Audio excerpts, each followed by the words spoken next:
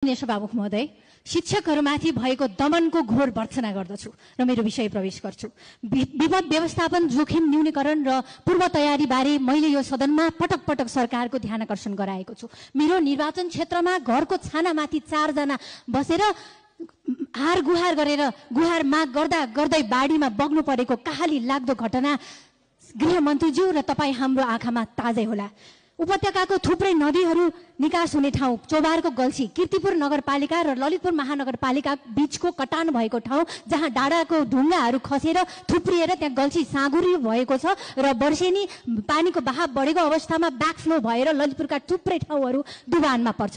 सरकारले विपद परेको बेला अतालिने र कर्मण्यता प्रस्तुत गर्ने उपकरण छैन, भिजिबिलिटी पुगेन भन्ने मात्र हो कि समयमै समस्या पहिचान गरेर समाधान गर्ने हो। तसर्थ त्यो गल्छी फराकिलो बनाउन, त्यहाँ थुप्रिएका ढुङ्गाहरू निकाल्नको लागि, व्यवस्थापन गर्नको लागि म सरकारलाई यथाशीघ्र काम गरोस् भनेर भन्न चाहन्छु कि त्यो उपत्यकालाई डुबाउनु